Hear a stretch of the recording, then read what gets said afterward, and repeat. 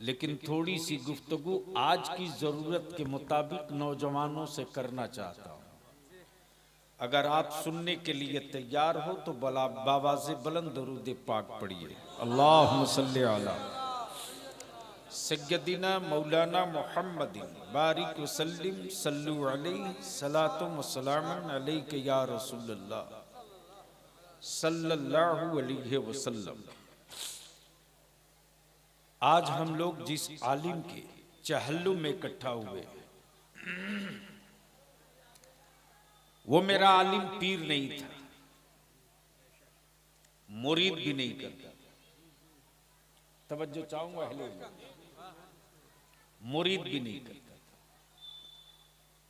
पीर भी नहीं था, लेकिन मुरीद था। मुरीद था कौन? आलिम। अब सवाल ये उठता है कि आज के जमाने में आलिम की जरूरत क्या है? मौलाना कमरुद्दीन आगे नदीम बाबू आगे आ जाओ।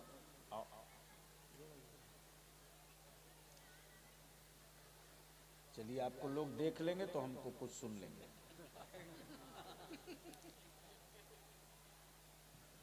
तवज्जो चाहूं।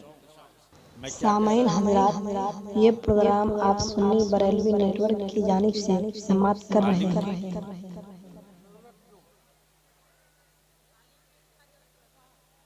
आलिम की क्या जरूरत है? अब अगर मेरा हसास और जिम्मेदार स्टेज थोड़ी सी जहन को समेट ले तो इसी एक जुमले पर गुफ्तगू हो जाए कि आलिम की क्या जरूरत है। मोहब्बत से बोल लो, बोल लो, बोल लो। तवज्जो चाहूंगा, अहले इल्म की तवज्जो चाहूंगा। आलिम की क्या जरूरत है? छोटू बैठ जाओ, बैठ जाओ बेटा, बैठ जाओ। आलिम की क्या जरूरत है? अब मैं आपसे पूछूं, इस सर्दी के मौसम में स्वेटर, जैकेट, कंबल की क्या जरूरत है?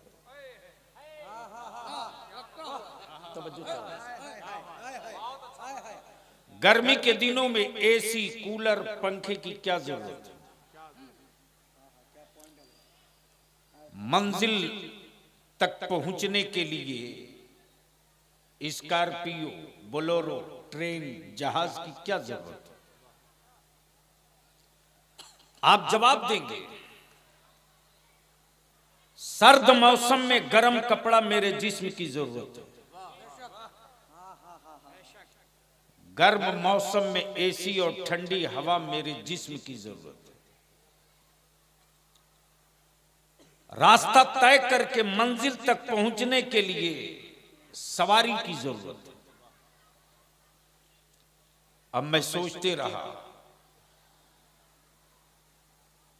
कुरान आया कयामत तक के लिए।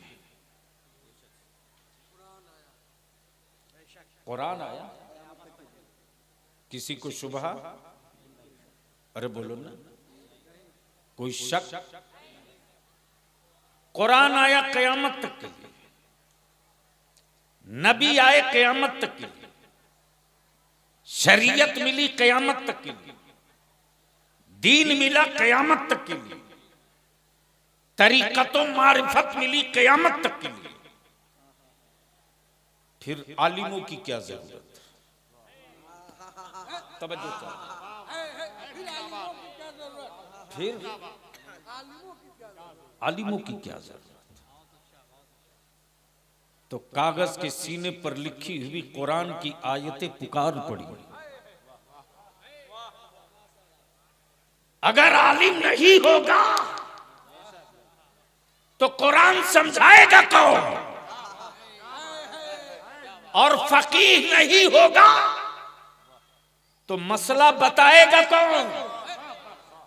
और काजी नहीं होगा तो फैसला सुनाएगा कौन? तवज्जो चाहूं, अहले इल्म की तवज्जो चाहूं, अहले इल्म की तवज्जो चाहूं। ये लोग बोलेंगे तो आप बोलना।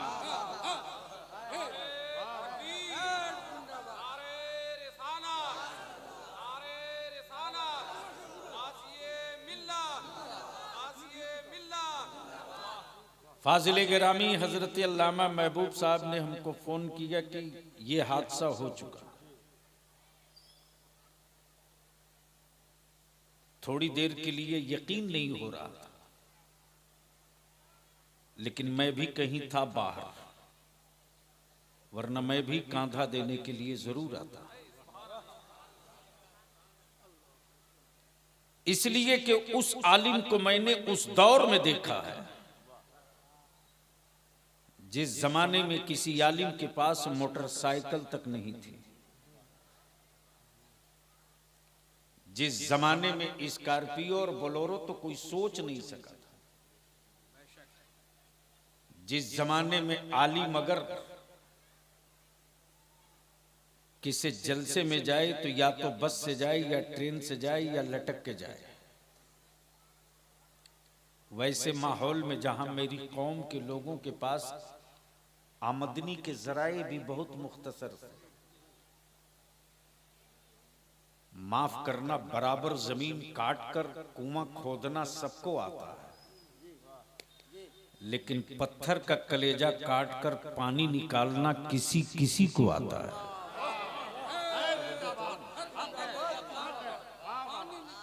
पत्थर का कलेजा काट कर पानी निकालना किसी किसी को आता है, और ये उसी को आता है जिसने बुजुर्गों की जूतियां सीधी की है। दुनिया देखती है कि इसके फटे कपड़े हैं, क्या बिगाड़ लेगा। दुनिया देखती है ये पैदल चल रहा है, क्या बिगाड़ लेगा। दुनिया कहती है कि इसके पास तो कोई साधन भी नहीं, क्या बिगाड़ लेगा। दुनिया कहती है कि इसके पास तो सिर्फ भीख की झोली है, खजाने की कुंजी नहीं, ये क्या बिगाड़ लेगा। तो गुंबदे खजरा से सदा आती है, इश्के रसूल की नेमत सलामत है, तो ये बिगाड़ने की बात कर रहे हो। ये तूफानों का रुख भी मोड़ सकता है और हुकूमत का तख्ता भी पलट सकता है, इसलिए कि हाथ इसका होता है, अता मदीने के ताजदार की हुआ करती है। नारे तकबीर, नारे रिसालत, मसलके आला हजरत, नारे तकबीर, नारे रिसालत। आलिम की क्या जरूरत है, तवज्जो चाहो। आलिम की क्या जरूरत है? आलिम की क्या जरूरत है? अब अगर कॉलेज स्कूल में पढ़ने वाले हो तो आओ सुनो आलिम की क्या जरूरत है। आओ जरा गौर करो, चाहे प्रोफेसर हो, चाहे डॉक्टर हो, चाहे लेक्चरर हो, सब्जेक्ट अलग अलग है।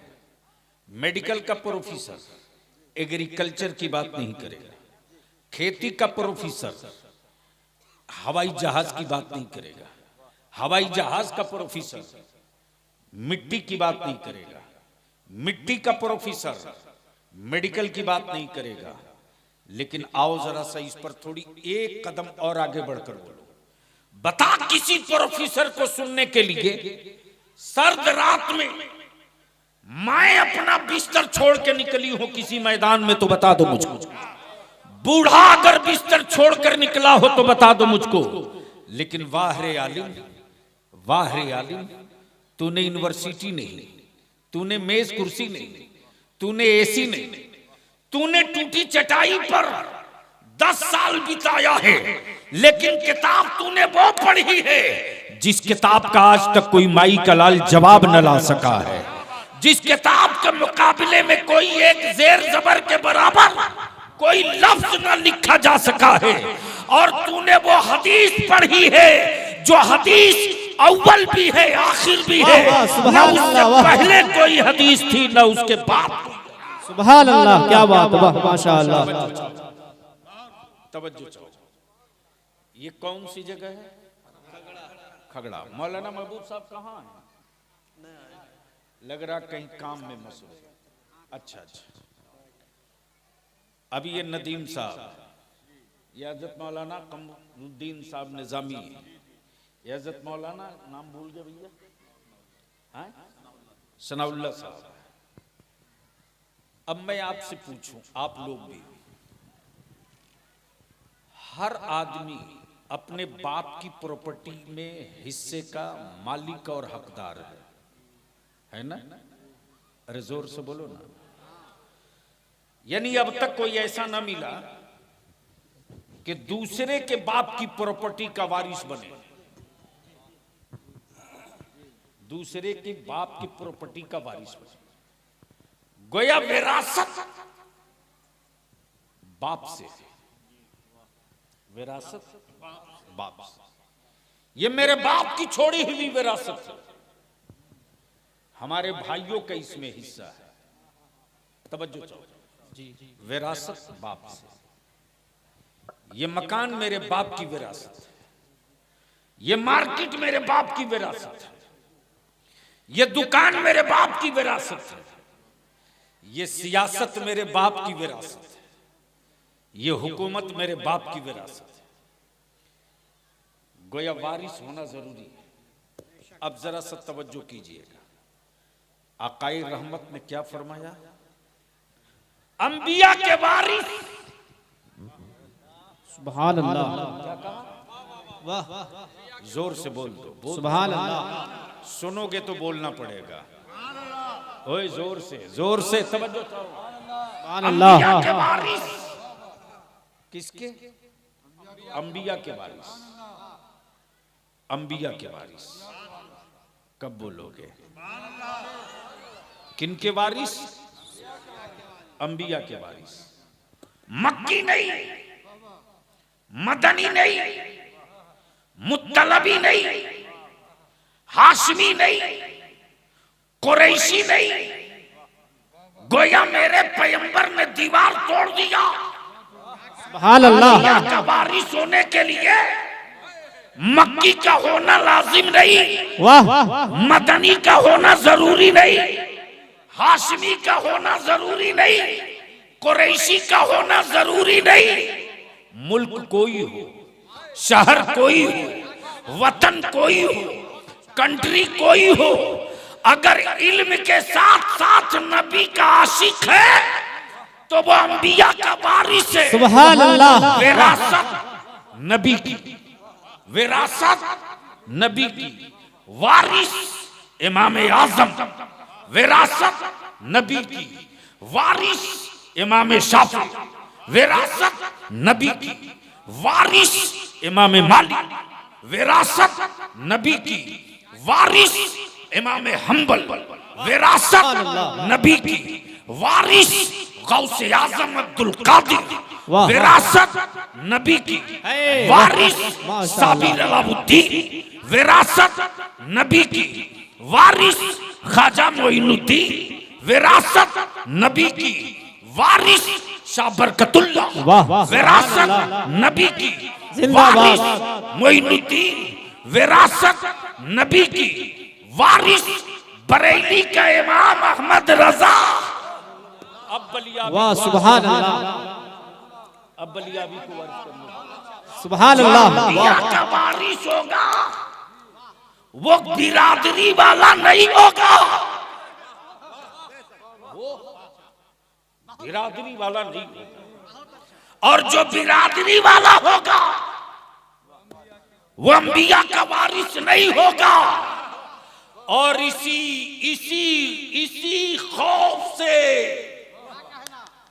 कुफ्र की छातियां फटती है कि भारत में नहीं, पूरी दुनिया में, भारत में नहीं पूरी दुनिया में इस्लाम की अजमतों के तहफ्फुज की चाबी किसी एक जात के पास नहीं रह सकती।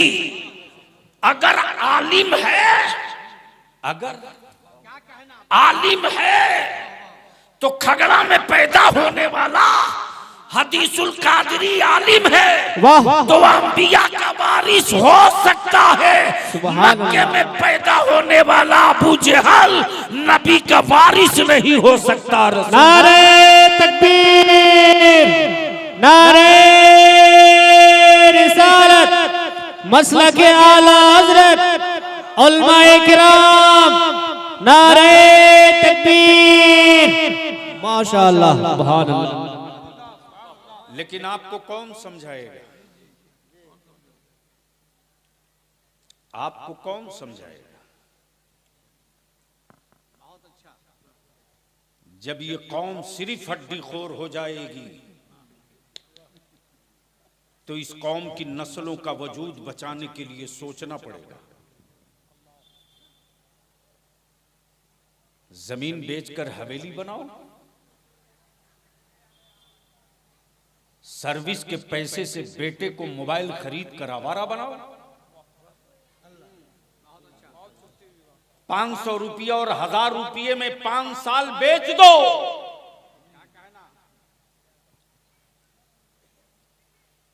माफ करना, भारत में जो सबसे कीमती चीज है भारतीय डेमोक्रेसी में, वो वोट है। सोने से भी ज्यादा महंगा। लेकिन दुनिया की सारी कौमों ने वोट का पावर समझ लिया, मुसलमान अब तक सिर्फ हड्डियों में उलझा है।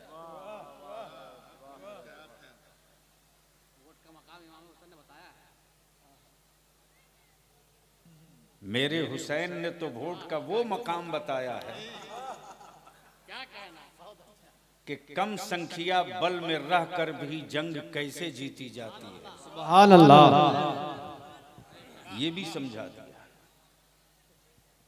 हमारे उलमा चीखते रहे, कितने दुनिया से गुजर गए, हम भी मरेंगे जी। मस्जिदों के मिंबर से, जलसों के स्टेज से, मिलाद शरीफ की महफिलों से, निजी नशिस्तगाह में हमारे उलमा ने आपकी औलादों को आवारा नहीं, नेक और सालेह बनाया। लेकिन आपने उसके बदले इनाम क्या दिया? आलिम अगर पैदल चले तो आप बहुत खुश होते हो। तवज्जो चाहो। आलिम के अगर कपड़े खुश फटे हो तो आप खुश होते हो। आलिम अगर छप्पर में रहे तो आपको बड़ी सुकून की नींद आती। मैं कहता हूं, अपने ज़मीर से कभी पूछ, अपने दिल से पूछ, तो अपने वजूद से। तेरा वजूद अगर जिंदा है तो चीख पड़ेगा। दुनिया में लोग जो नापते हैं इंची टेप से, तो कौमों की तस्वीर, कम्युनिटी का वकार उसके मजहबी रहनुमाओं को देखकर नापते हैं। इसलिए बलियाबी का कुर्ता फटा हो तो फटा हो, लेकिन जूता अच्छा पहनता हूं। वाह वाह, सुभान अल्लाह। जूता अच्छा पहनता हूं ताकि मखमल में रहने वालों तुम देख लो कि तुम्हारे बदन पर उतना कीमती लिबास नहीं है जितना कीमती बलियाबी का जूता। वाह, अरे वाह, सुभान अल्लाह, क्या बात है, माशाअल्लाह। तवज्जो चाहो। आखिर आप ये सोच कब बदलोगे? चल तुझको पीराने पीर की बारगाह में ले चलता हूं। कब बोलोगे? सुभान अल्लाह, सुभान अल्लाह। कोई माइक और भी कहीं है क्या? अच्छा, बंद कर दे। बोल लो जोर से। हारे हुए फौज की तरह मत बोलो।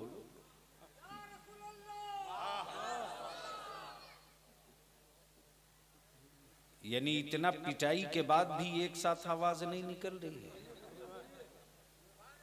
यहां से लेकर वहां तक एक आवाज होकर बोल दो, या रसूल अल्लाह।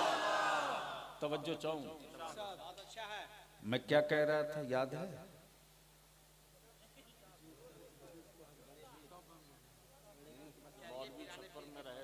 आज तुझको दिखाता हूं पीराने पीर गौसे आजम।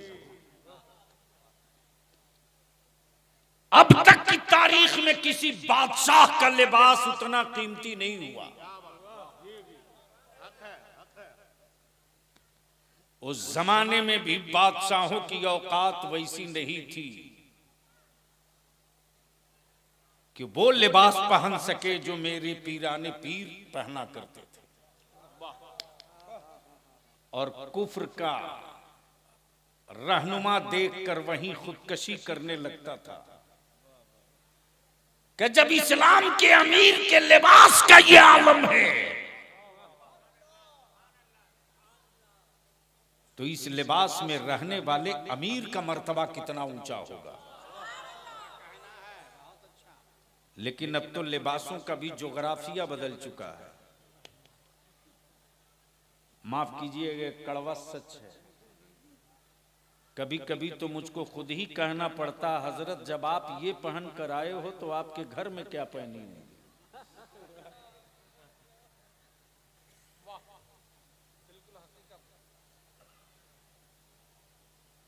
खगड़ा वालों, तुझे नहीं पता रे कि मिट्टी के सीने से निकलने वाले पत्थरों के बीच में खगड़ा में कौन सा पैदा हुआ था। आखिर कौन सी उसमें खूबी थी कि इतने शोरा चले आए। कौन सी खूबी थी कि इतने उलमा चले आए। तो तुम बोलो ना बोलो, तुम बोलो ना बोलो, बरेली के मेरे इमाम इसको मोहब्बत की गलियां बोल पड़ेंगी कि जो मसलको अकीदे का नकीब होकर जिएगा वो छप्पर में रहे कि छत के नीचे रहे, उसकी धूम तो मचेगी ही मचेगी। अब सवाल ये उठता है, नबी का वारिस मक्की नहीं, मदनी नहीं, मुत्तलबी नहीं, हाशमी नहीं, कुरैशी नहीं, लेकिन आपको कौन समझाएगा। यहां तो एक प्याली चाय खरीदेगा, एक चाय लेगा और 13 फतवा बक देगा चाय खाने में बैठे बैठे। मुंह से शराब की बदबू आती है और मसला की बात करता है चाय खाने में बैठकर। और वो लोग टोंट करते हैं आलिमों पर, जिसके बाप का निकाह मेरा आलिम पढ़ाया। हाँ, अदारे शरिया की जो तहरीक चली है तो चंद आबादियों में कोहराम भी मचा है, खुशी भी हुई। और अल्लाह का शुक्र है, गया के इलाके में, कुछ औरंगाबाद के मज़ाफात में, कुछ मुजफ्फरपुर के इलाकों में हमारे आलिमों ने सर जोड़ के फैसला कर लिया कि हम उस बारात के दूल्हे का निकाह नहीं पढ़ाएंगे जिस बारात का दूल्हा 3 लाख रुपया एक मोटरसाइकिल पर खरीद कर आया। नहीं पढ़ाएंगे। डीजे और बाजा लेकर कोई मेरे गांव में आवे, हम निकाह नहीं पढ़ाएंगे। सदर सिगरेटी, तुम्हें दम है तो मुझको निकाल दो, हटा दो, मैं निकाह नहीं पढ़ाऊंगा।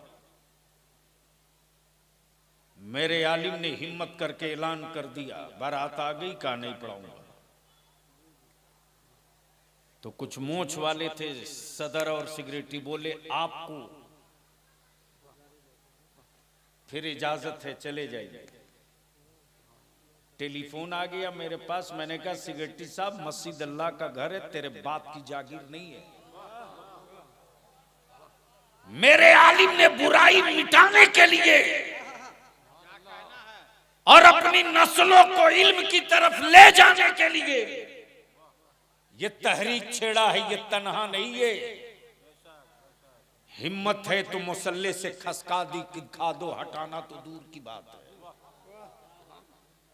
जिस गांव में ये वाकया हुआ उसके पड़ोस के गांव के सारे मुसलमान जमा हो गए।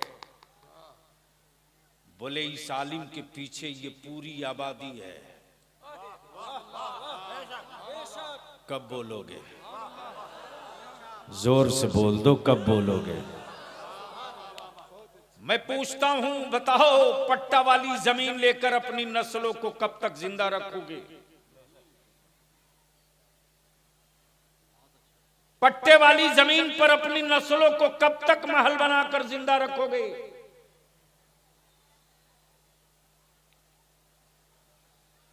आज जिसे देखो वही आंख दिखा रहा है एनआरसी का, फारसी का। पुराना खतियान पलट दो तो सब फारसी में मिलेगा।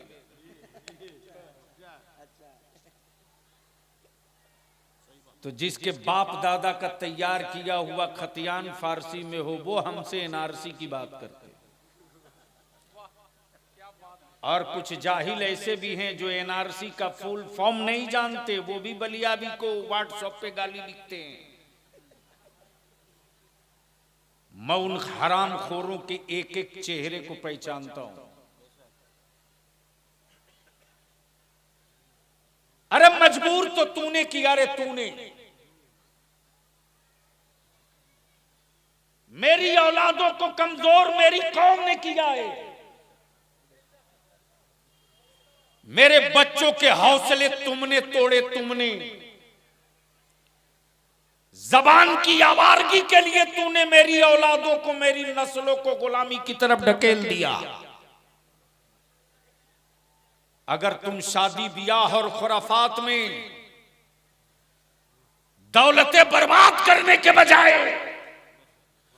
उसी पैसे का इस्तेमाल करके अपनी औलादों को पढ़ा देते, तो किसी के बाप की औकात नहीं है कि हमसे हिंदुस्तानी होने का सबूत मांगे। मेरी पढ़ी लिखी औलादें उसका कॉलर पकड़ करके उसके हिंदुस्तानी होने का सबूत मांगने लगती।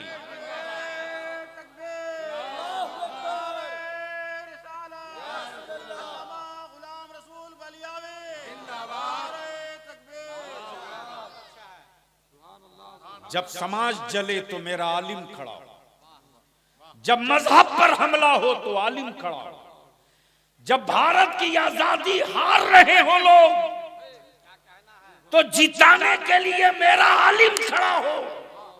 और आज वही आलिम अगर सियासत में कदम रख दे तो खड़ा होकर पेशाब करने वालों की छातियां फटती हैं कि बलियाबी सियासत में कैसे आ गया। न दाढ़ी छोटी हुई, न सर की टोपी उतरी, न मसलक से समझौता किया, न गुंडों से समझौता किया। आखिर ये क्यों? तो याद रखना, बलियाबी को किसी आयरे गैरे ने नहीं पाला है, बल्कि बलियाबी को उस असीरे कादरी ने पाला है जिसने तूफानों को दावत देकर टकराने की आदत डाल दिया है। बताया है तूफानों उठना तेरा काम है और उसे रोक कर सुला देना अरशदुल कादरी का काम है। आओ। एक बाप अगर 2 बेटा 4 बेटा पैदा कर ले तो ऐंठ के चलता है, गरचे चारों बेटा जाहिल पंचर साट रहा।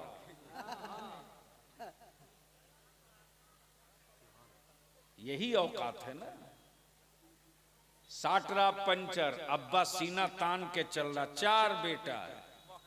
वाह वाह वाह। सोच, तेरे बेटे को तेरे गांव के अलावा दूसरा नहीं पहचानता, लेकिन हदीसुल कादरी वो बाप था जिस आलिम ने इतनी रूहानी औलादे पैदा कर दी है कि हिंदुस्तान के अक्सर शहरों में या तो नबी की नात पढ़कर पहचान बना लिया है या कुरान सुनाकर पहचान बना लिया।